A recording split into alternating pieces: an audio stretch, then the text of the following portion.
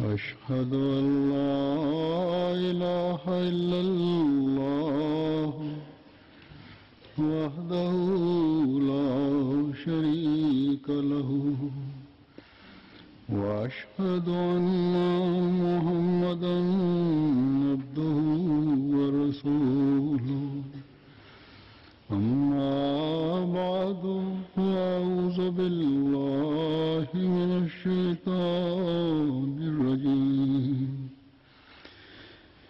بسم الله الرحمن الرحيم الحمد لله رب العالمين الرحمن الرحيم مالك يوم الدين إياك نعبد وإياك نستعين اهدنا الصراط المستقيم صراط الذين أنعمت عليهم غير المغضوب عليهم ولا الضالين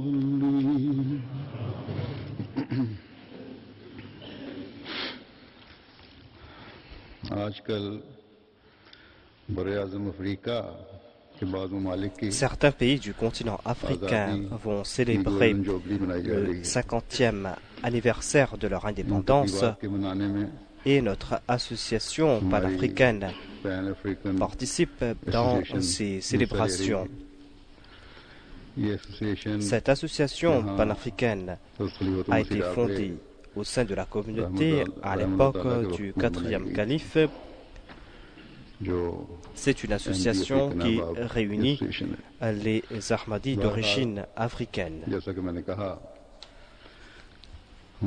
En tout cas, cette association est en train de participer dans les célébrations de ces pays africains et ils m'ont demandé d'être présent lors d'une réception qui sera organisée. Je serai présent dans leur réception, mais aujourd'hui, je veux parler à propos de la liberté.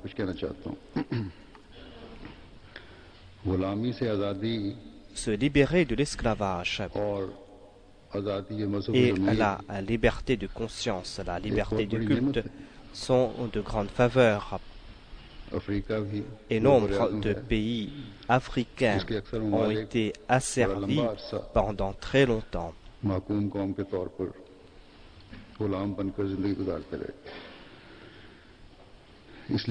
Et c'est pour cette raison qu'il est important pour ces pays de célébrer leur 50e anniversaire d'indépendance.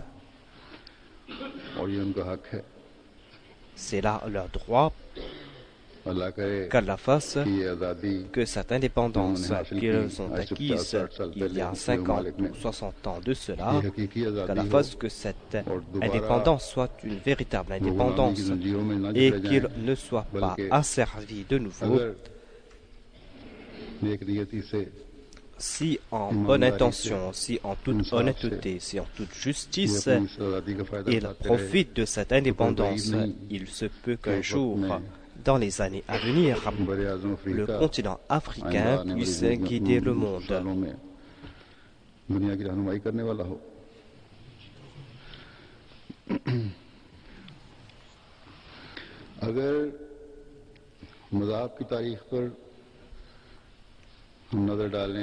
Quand on étudie l'histoire des religions, on constate que les fondateurs de ces religions, les prophètes, ont été envoyés par Dieu pour accomplir des tâches importantes.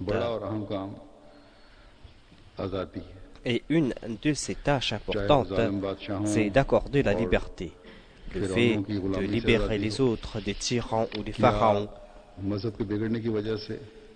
ou le fait de se libérer du joug des pratiques religieuses qui naissent en raison de la corruption des religions, ou en raison qu'au nom de la religion, des soi-disant garants de la foi, aient mis en place ces traditions, ces rituels dans lesquels ils trouvent leurs intérêts, des pratiques religieuses qu'ils utilisent pour asservir les gens.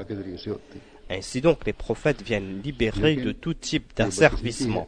Mais malheureusement, nombre de peuples n'ont pas compris cette réalité. Et ils ont rejeté les porte-drapeaux de la liberté. Ainsi, d'une part, ils se sont privés de la véritable liberté, et d'autre part, ils sont tombés sous le coup du châtiment de Dieu et ont été détruits. Ils ont préféré s'asservir au roi de ce monde au lieu de s'asservir au plus grand des rois. Ils se sont détournés de cet asservissement qui ouvre d'autres chapitres dans l'histoire de la liberté. En changeant de priorité dans leur quête de la liberté, non seulement qu'ils ont perdu leur liberté, mais d'autre part, ils ont détruit leur vie ici-bas et dans l'au-delà. Si l'on veut comprendre ce que c'est que la liberté, l'on constatera que la vraie liberté qu'on reçoit est celle qui vient de la part des prophètes. Et nous avons devant nous le soleil de la liberté, ce soleil de la liberté dont les rayons ont atteint les confins de la terre, ce soleil qui comprend tout type de liberté. Et c'est la personne du saint prophète Mohammed Mustafa sallallahu alayhi wa sallam. Il a libéré les hommes de l'esclavage physique et il leur a enlevé ses jougs et ses chaînes qui entravaient les coups des hommes.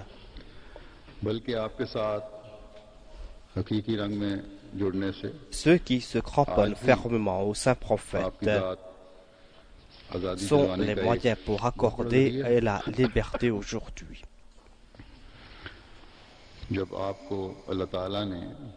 Dieu a conféré au saint prophète Mohammed sallallahu alayhi wa sallam le titre de Khatam al-Nabiyyin et sa Khatamiyya embrasse tous les faits religieux et matériels et il a apposé dessus son sceau.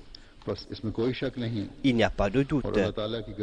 Et après le témoignage et l'annonce de Dieu, personne ne peut avoir ce doute que c'est uniquement le sceau du saint prophète Mohammed sallallahu alayhi wa sallam qui atteste de la perfection de toute excellence.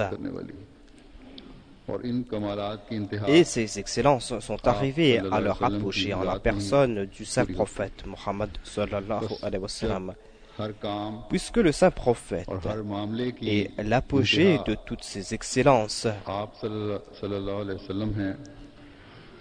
cette qualité de libérateur est donc arrivée à la perfection en sa personne.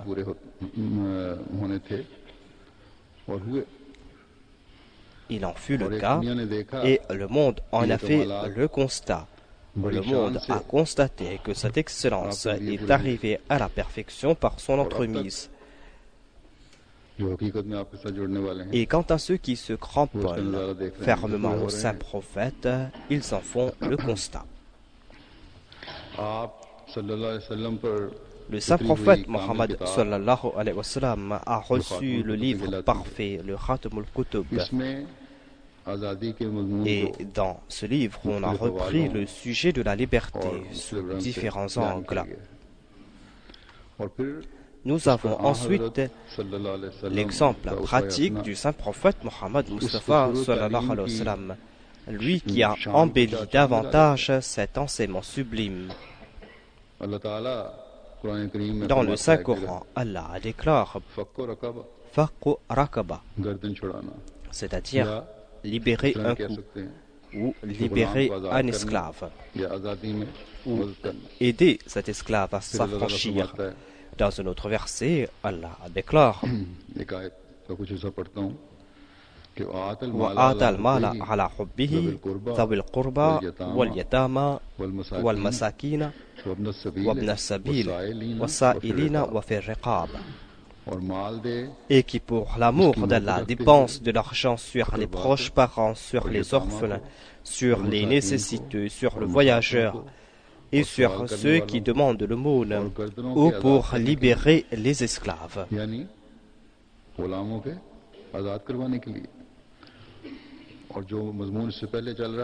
Dans le sujet qui a été évoqué plus haut, il est dit que c'est là une grande vertu.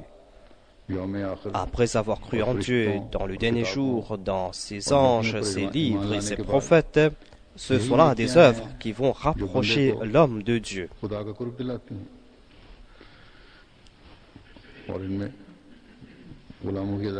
Il y a aussi le fait que l'on libère les esclaves. Ainsi donc, afin de maintenir sa foi, afin d'être des exemples de vertu, il est important d'affranchir des esclaves et c'est là une très grande vertu. Dans les hadiths, on trouve nombre d'exemples à ce sujet. Par exemple, dans un hadith de Bukhari, il est dit que Hazrat Abu Huraira a déclaré que le saint prophète Mohammed Mustafa sallallahu alayhi wa sallam a déclaré que le musulman qui affranchira un esclave, Dieu le protégera entièrement du feu de l'enfer. Et en islam, à titre d'expiation, Dieu a prescrit la libération des esclaves. Le Saint-Coran nous présente différents exemples à ce sujet. Par exemple, il est dit que si un croyant a tué un autre croyant par erreur, comme expiation, il va devoir libérer un esclave et payer le prix du sang. Mais cela ne concerne pas uniquement le fait que l'on ait tué un croyant. On ne recommande pas la libération d'un esclave uniquement en ce cas.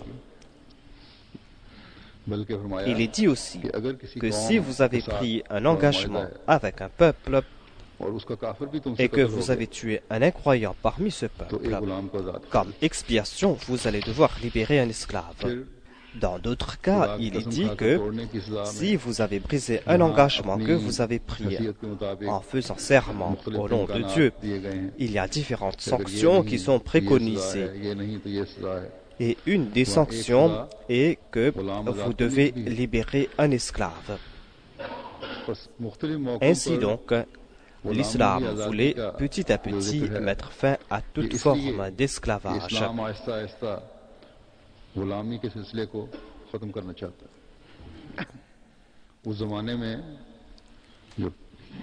À l'époque du saint prophète Mohammed Mustafa sallallahu alayhi wa sallam, avant son avènement, avoir des esclaves était monnaie courante. L'islam a mis fin à cette pratique et pour cela l'islam a préconisé des mesures.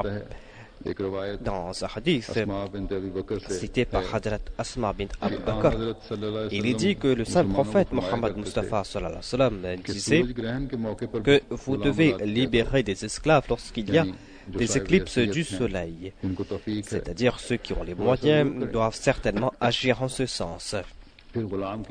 Le saint prophète Mohammed lui a aussi protégé l'honneur de ses esclaves et leurs droits. Dans un hadith, il est dit qu'il y avait 7 frères qui avaient un esclave. Un jour, un de ses frères a frappé l'esclave lorsqu'il était en colère.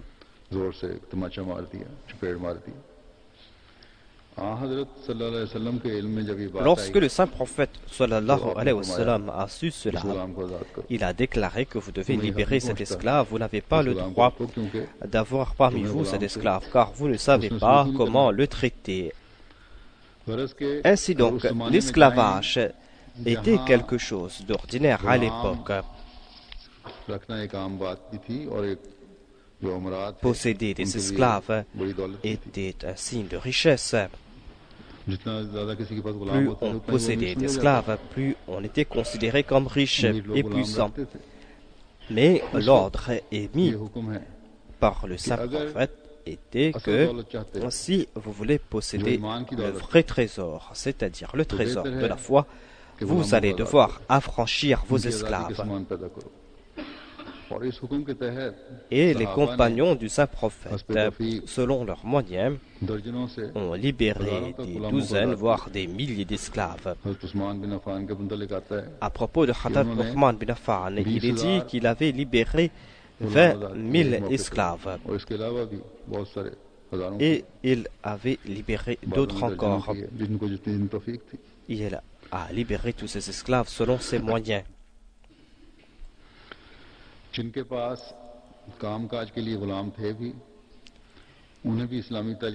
Et il est dit aussi que vous devez traiter vos esclaves comme vos frères, vous devez les vêtir avec les vêtements que vous portez, vous devez nourrir avec ce que vous consommez vous-même. L'exemple du Saint-Prophète est devant nous. Lorsqu'il s'est marié avec Hadrat Khadija, celle-ci lui a confié tous ses biens et tous ses esclaves, et le Saint-Prophète a libéré ses esclaves. Zayd bin Haritha était son esclave affranchi qu'il avait pris comme fils adoptif. Et il l'avait traité avec une si grande aménité que lorsque les parents de Zayd sont venus le reprendre, Zayd a refusé de les accompagner. Ainsi, le saint prophète Mohammed a traité cette personne avec cette grande aménité. Il a atteint l'apogée de la bienveillance et c'est pour cette raison que Zayd a préféré l'esclavage à la liberté. En raison de son amour pour le saint prophète, il a mis de côté ses relations de sang. Ceux qui s'attaquent à l'islam et au saint prophète ne peuvent présenter la moindre exemple de ce genre dans le domaine de la liberté. Ils ne peuvent présenter l'exemple de quelqu'un qui a ainsi libéré autant d'esclaves et des hommes. Le saint prophète Mohammed disait à ses suivants qu'ils devaient bien traiter leurs domestiques lorsqu'ils travaillent, et si on leur confie une tâche difficile, qu'on doit les soutenir et les aider. Ainsi donc, le saint prophète Mohammed a changé la définition même de l'esclavage. C'est pour cette raison qu'une orientaliste italienne, le docteur Viagleri, a déclaré à ce sujet que l'esclavage existe depuis l'aube de la société humaine et l'esclavage existe jusqu'à présent. Les esclaves qui vivaient dans les familles musulmanes étaient mieux traités que les esclaves d'ailleurs. Ce sera le comble de l'injustice que de comparer l'esclavage qui existait en Orient avec l'esclavage qu'on a vu 100 ans de cela aux Amériques. Les hadiths du saint prophète sont emplis de compassion humaine. Le saint prophète disait que ne dites pas que celui-ci est mon esclave, mais dites qu'il est mon fils.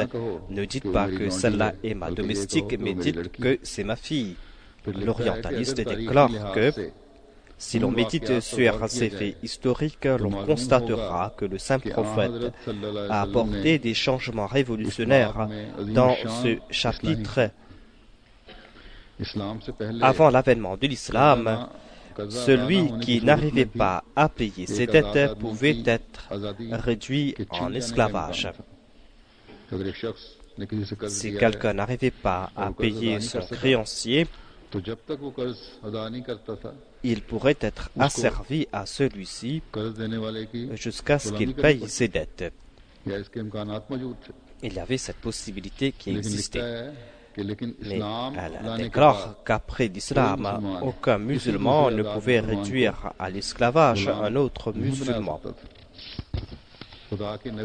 Le prophète de Dieu, sallallahu alayhi wa sallam, n'a pas uniquement limité l'esclavage, mais il a donné des directives à ce sujet. Et il leur a demandé de progresser dans cette voie, afin que petit à petit, ils arrivent à libérer tous les esclaves. Et il leur a demandé de progresser dans cette voie, afin que petit à petit, ils arrivent à libérer tous les esclaves. Et il leur a demandé de progresser dans cette voie, afin que petit à petit, ils arrivent à libérer tous les esclaves. Le professeur Vagleri avait écrit cet ouvrage en langue italienne et cela a été traduit en langue anglaise et la Jamaat des États-Unis avait publié cet ouvrage. Elle a présenté les enseignements de l'islam d'une très bonne façon. On pourra publier de nouveau cet ouvrage s'il n'y a pas de droit d'auteur et s'ils ont eu la permission de publier cet ouvrage, ils peuvent publier de nouveau cet ouvrage car ce livre suffit pour clouer le bec aux ennemis de l'islam, ceux qui ne cessent de critiquer et d'attaquer le saint prophète. Ainsi donc, même des non-musulmans ont accepté la beauté de ces enseignements et l'exemple du saint prophète. C'est un très grand exemple. Un exemple qui nous présente la vérité concernant la liberté. Dans le Saint-Coran et dans les hadiths, nous trouvons d'innombrables enseignements à ce sujet. Et c'est en suivant ces préceptes et ces enseignements que l'on pourra accorder à l'homme la liberté et que l'on pourra établir la paix dans le monde.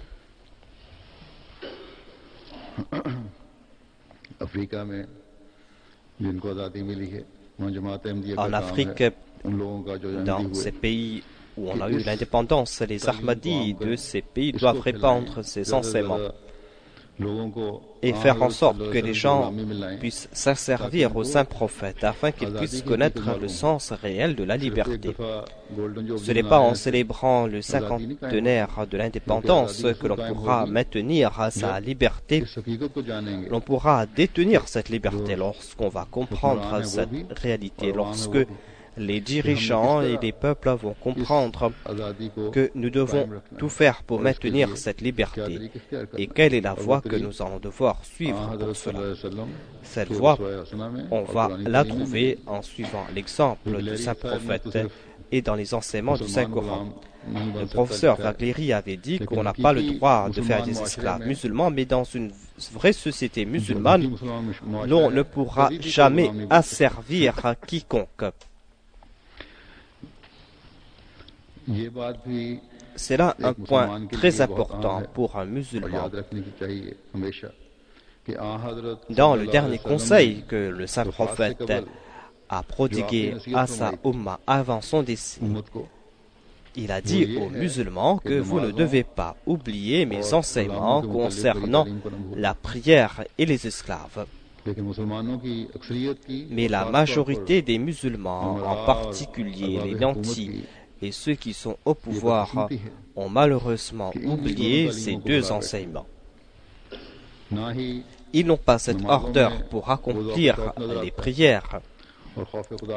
On ne voit pas en leur personne la crainte de Dieu et ils n'essayent pas non plus d'enlever cet esclavage. Aujourd'hui, on ne voit pas des esclaves enchaînés, mais au nom de l'État, on est en train de traiter le peuple comme un esclave. Certains pays sont secoués par des agitations, en particulier des pays arabes. Cette agitation existe tout simplement parce que ces peuples ont compris qu'on est en train de les traiter comme des esclaves. Au nom de la démocratie, il y a un gouvernement qui prend le pouvoir et le président veut être président à vie.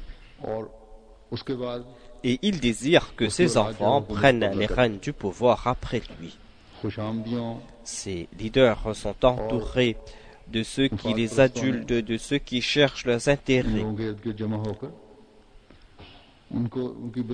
Et ces derniers ont changé leurs priorités et leurs valeurs. Et ensuite, ils font tout pour maintenir leur pouvoir et font tuer leur peuple. Et les grandes puissances, les ennemis de l'islam, ceux qui cherchent leurs intérêts, font main basse sur les ressources du pays et ils attisent ces agitations populaires, ces agitations qui ne sont que le résultat des efforts de ces peuples pour se libérer de la tyrannie de l'État. Ils viennent les aider Mais commence un cercle vicieux qui fait retourner le pays 100 ans en arrière. Et il transforme cette quête de la liberté du peuple en asservissement. Ce peuple sort de son esclavage pour s'asservir aux autres. S'ils ne le font pas directement, eh bien, indirectement, ils se réduisent à l'esclavage.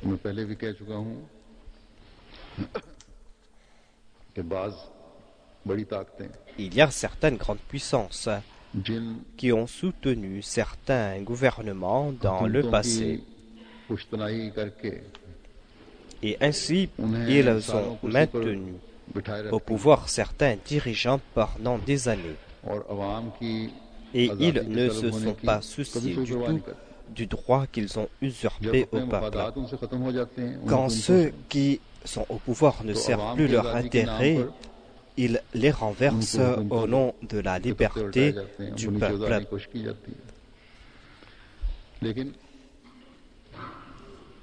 Mais dans certains pays, même après avoir renversé ceux qui étaient au pouvoir, on l'a vu dans le passé récent, lorsqu'ils ont renversé certains qui étaient au pouvoir et qu'ils ont placé d'autres, les soucis de ces grandes puissances n'ont pas diminué parce que ceux qui ont pris les pouvoirs ne servent pas leur intérêt et ces changements ne sont pas en accord avec leurs désirs, ou qu'il y a les possibilités qu'il n'y aura pas de changements qui seront en leur faveur et tout cela les rend soucieux.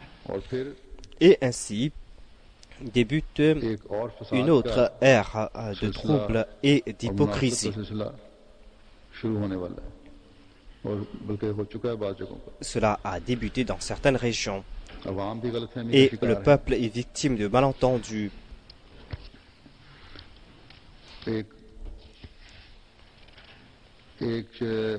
Il se débarrasse d'un asservissement et se réduisent à l'esclavage entre les mains d'un autre gouvernement.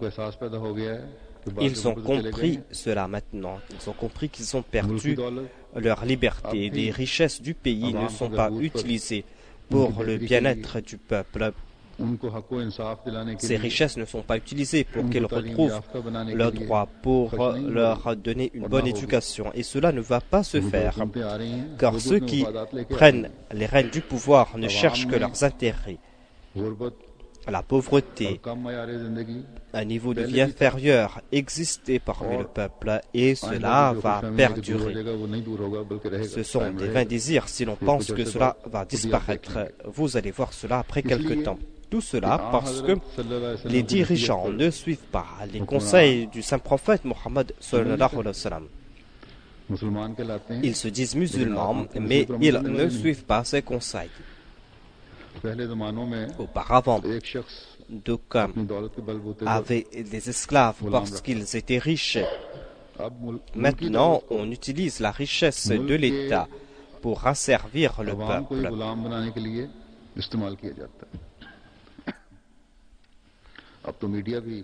Les médias ont commencé à parler à ce sujet. On a des images à ce sujet. Ils disent que même dans ces pays riches en pétrodollars, il y a la pauvreté. D'une part, il y a des palais faits d'or. D'autre part, il y a ces familles qui ne mangent pas à leur faim 2 fois par jour. Ainsi, on est en train d'usurper leurs droits. On est en train d'asservir le peuple.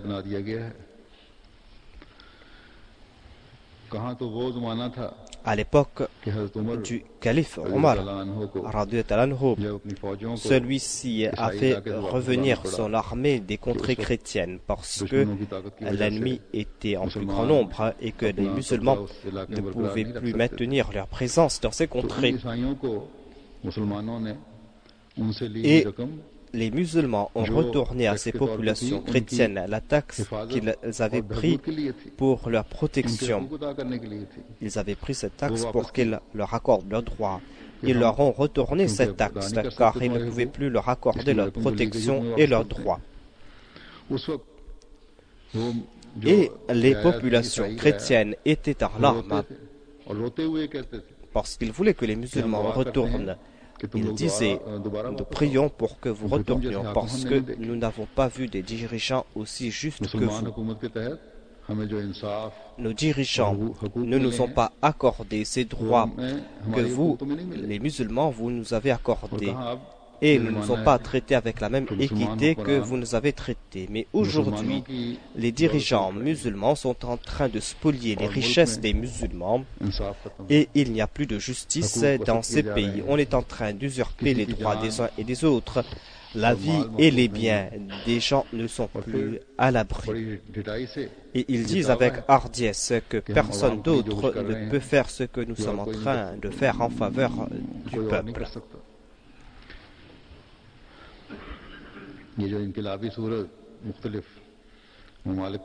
Ces révolutions que l'on voit dans ces pays et le fait que les partis intéressés y trouvent leurs avantages.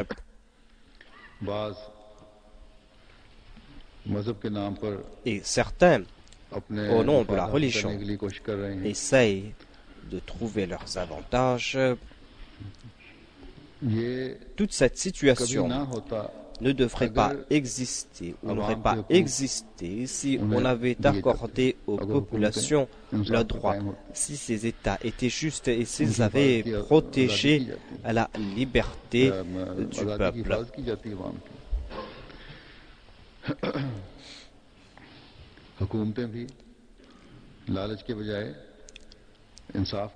Si ces gouvernants étaient justes et équitables, au lieu d'être avides, il n'y aurait pas eu ces troubles.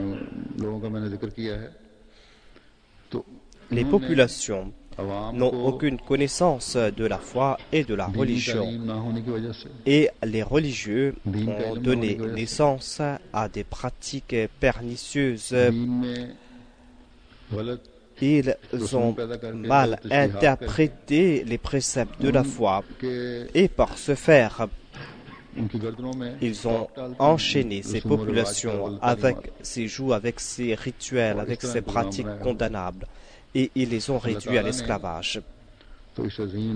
Dieu a envoyé ce grand prophète sallallahu alayhi wa sallam pour rétablir la grandeur des valeurs humaines. Et à ce sujet, il a déclaré وَيَدَعُ عَنْهُمْ إِسْرَهُمْ وَالْأَغْلَالَ الَّتِي كَانَتْ عَلَيْهِمْ. Et ce prophète leur ôte leur fardeau et les entraves qui pesaient sur eux.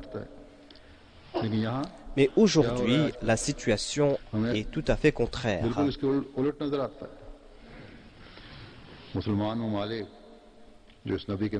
Dans ces pays musulmans, on dit avoir accepté ce prophète. Après l'avoir accepté, on aurait dû voir des exemples de justice et d'équité.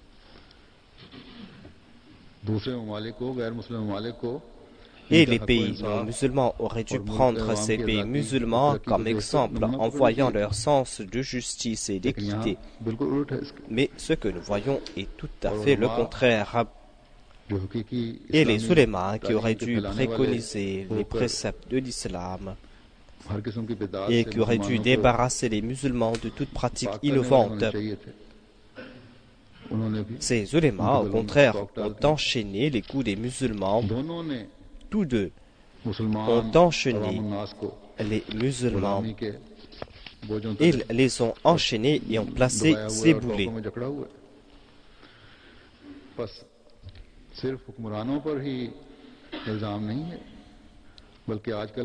On n'est pas en train d'accuser uniquement les dirigeants, mais on condamne aussi ceux qui ont répandu ces pratiques, ces rituels, ces traditions au nom de la religion et qui ont joué avec les sentiments du peuple et qui les ont réduits à l'esclavage. Et cela va perdurer, ne va pas s'arrêter tant que l'on ne va pas accepter celui qui a été envoyé par Dieu, celui qui est venu rétablir les valeurs humaines, celui qui est venu les libérer de ces chaînes et de ces boulets, et celui qui est venu nous enseigner que nous devons accepter l'asservissement de Dieu et de son prophète, sallallahu alayhi wa sallam.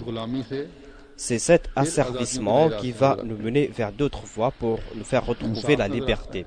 Et c'est là qu'on y verra la justice et l'équité.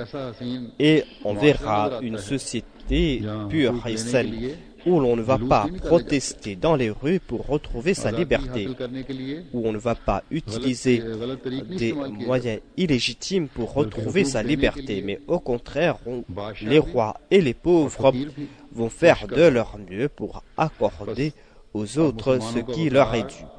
Aujourd'hui, il y a un seul moyen pour que les musulmans retrouvent leur dignité, pour qu'ils se protègent de ces troubles. Le seul moyen, c'est de suivre les préceptes de Dieu et de son prophète.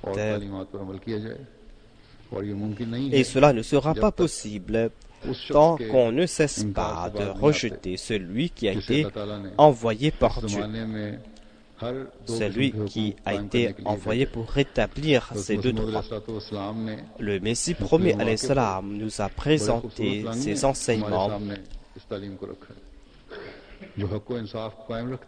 des enseignements qui donnent la garantie d'une liberté permanente. Il déclare que l'on se souvienne qu'un musulman doit être toujours prêt pour s'acquitter de ses devoirs envers Dieu et envers ses créatures, tout comme il considère Dieu comme unique et sans partenaire en sa personne et en ses attributs. Il doit montrer cela dans la pratique et traiter avec bienveillance et avec habileté ses créatures. Tant que vos relations ne seront pas saines, votre relation avec Dieu ne le sera pas non plus. C'est vrai que le plus grand droit revient à Dieu, mais traiter avec bienveillance ses créatures est un reflet de cette relation avec Dieu. Quant à celui qui ne traite pas bienveillamment ses frères, il ne pourra pas s'acquitter de ses devoirs envers Dieu. Mais en fait, on doit considérer l'autre comme son frère. Si l'on méprise autrui, si l'on se considère supérieur à autrui, et si l'on s'efforce de mépriser les autres, l'on ne pourra jamais être juste envers les autres. On ne pourra pas attendre qu'on traite avec justice les autres. Le Messie premier l'Islam déclare que le saint prophète a fondé cette communauté et chaque membre de cette communauté était pur et chacun d'entre eux avait sacrifié sa vie pour la foi. Il n'y a pas un seul qui s'est comporté en hypocrite. Tous s'acquittaient de leurs devoirs envers Dieu et envers ses créatures. Ainsi donc, quand la foi a prééminence sur le monde, c'est là qu'en toute sincérité, l'on va s'acquitter de ses devoirs envers Dieu et on va aussi s'acquitter de ses devoirs envers autrui. Aujourd'hui, nous ne voyons pas un seul leader parmi les musulmans, dans ces pays musulmans, un seul leader qui pourra atteindre cette norme. Et si on n'a pas de dirigeants justes et équitables, eh bien, chacun va suivre la voie qu'il désire pour retrouver ses droits et sa liberté. Et les parties intéressées essayent d'y trouver leur avantage. Au nom de la justice, au nom de la liberté, on ouvre de nouvelles pages dans l'histoire de l'injustice.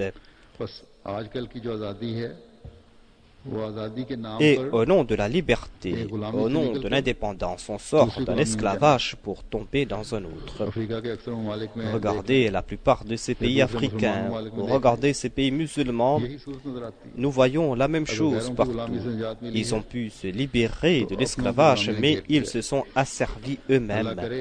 Que Dieu fasse que les dirigeants musulmans, que les dirigeants africains et les politiques et l'armée, car celle-ci, dans nombre de cas, prend le pouvoir au nom de la révolution, et que les leaders religieux ou que ces ulémas, qu'ils comprennent cette vérité, en enchaînant leur peuple, en étant injustes, en usurpant les droits des autres, ils vont tomber sous le coup du châtiment de Dieu. On questionnera chaque berger concernant ses brebis. S'est-il acquitté de ses devoirs? A-t-il assumé ses responsabilités? Ou a-t-il rempli ses poches des richesses du peuple? Il cite le nom de l'islam, de Dieu et de son prophète, mais ont-ils respecté les préceptes de l'islam? Si la réponse est négative, eh bien, ils vont certainement tomber sous le coup du châtiment de Dieu, car on ne peut pas mentir à Dieu, on ne peut rien cacher à Dieu. Allah déclare à propos du véritable croyant qu'il est celui qui respecte ses engagements et ses promesses. Ainsi donc, les chefs d'État seront questionnés concernant leur engagement. Lorsqu'ils prêtent serment, ils prennent Dieu à témoin. Ils font le serment qu'ils feront des efforts pour le bonheur du peuple, pour l'avantage du pays, pour établir la justice et la liberté. Mais malheureusement, dans la plupart des cas, nous constatons qu'ils ont spolié les biens de la nation. Les ulémas ont fait de la religion leur fonds de commerce. Ils ont fait porter au peuple les chaînes de ses rituels, de ses traditions, de ses croyances erronées, afin de maintenir leur pouvoir et leur ascendant sur les peuples. Et les peuples aussi ne s'acquittent pas de leurs devoirs. Ainsi, puisqu'on ne s'acquitte pas de ses devoirs et de ses engagements, chacun est en train d'appeler la colère de Dieu. Et ces agitations sont la conclusion logique de tout cela.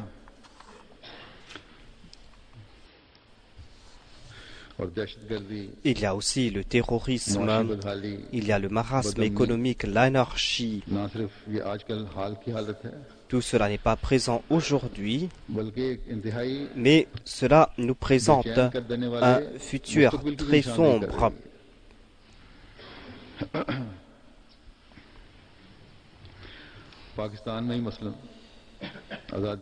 Prenez l'exemple du Pakistan. Après l'indépendance, tout cela est arrivé à son comble. Et quotidiennement, cela est en train de prendre de l'ampleur. Personne ne peut dire ce qui va se passer demain. Donc comment attendre un futur meilleur? Nous nous sommes libérés du joug des Britanniques, mais nous nous sommes asservis entre les mains de nos compatriotes, et cela est encore plus lourd encore. Que Dieu ait pitié de notre peuple et de notre pays. Lors de la fondation du Pakistan, le Quaid-e-Azam, le fondateur du Pakistan, avait annoncé que toute personne aura la liberté de culte dans ce pays et tous les citoyens de ce pays sont égaux. Mais comment sont-ils en train de traiter les Ahmadis? On attribue des faussetés aux Ahmadis. Les Ahmadis qui préfèrent s'asservir aux saints prophètes au lieu de chercher des milliers de libertés. Les Ahmadis sont prêts à faire couper leur cou pour la cause du saint prophète, mais on accuse à tort les Ahmadis. Ils disent que les Ahmadis ont porté atteinte à l'honneur du saint prophète Muhammad sallallahu alayhi wa sallam.